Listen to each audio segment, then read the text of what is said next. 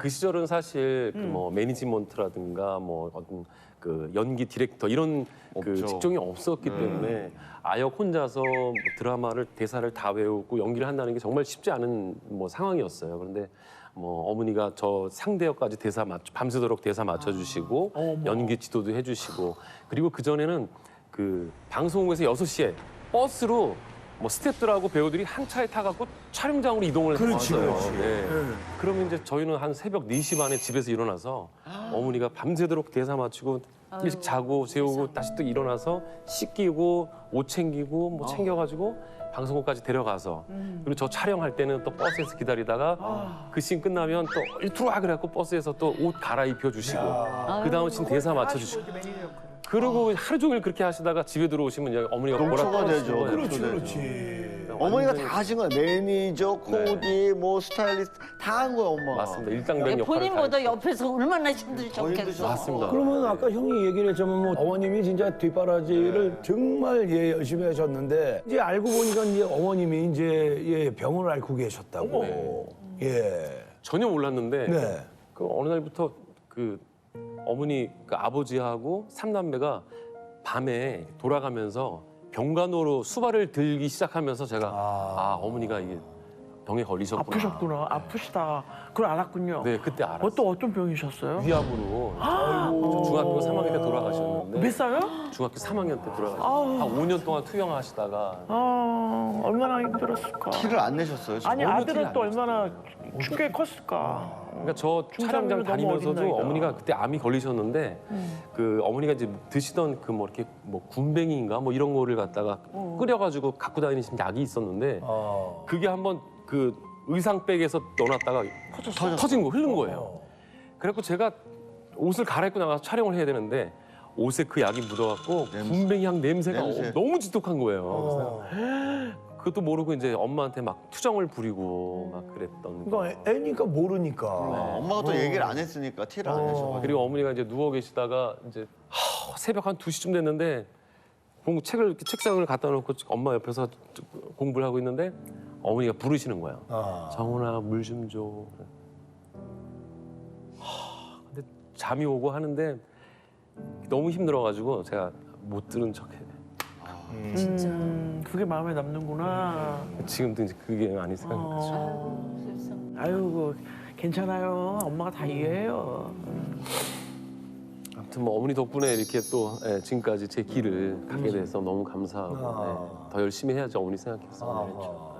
안정원 씨에게 미안하면서도 고마운 존재가 어머니라고 한다면은 우연희 씨에게는 그 존재가 하나뿐인 아들이라고요? 사실은 그 우연이라는 이름을 알리게 해준 게 서른도 스승님이라고 한다면 지금까지 제가 가수 활동을 하면서 살아갈 수 있게 해준 그 원동력은 저희 아들이었어요. 아이를 가져갖고 8개월 동안 일을 했어요, 나이트클럽에서. 나이트클럽에서요? 임신한 상태로? 네. 아기를 가졌는데 그때 되게 말랐었으니까 티가 안 나. 다 몰라요. 옷을 큰 걸 입었어요. 그러니까 나중에 이제 아이를 낳고도 이제 나이트클럽에 일을 했단 말이에요. 할 때 맨날 아이를 어딘가 맡기고 가야 되는 거예요.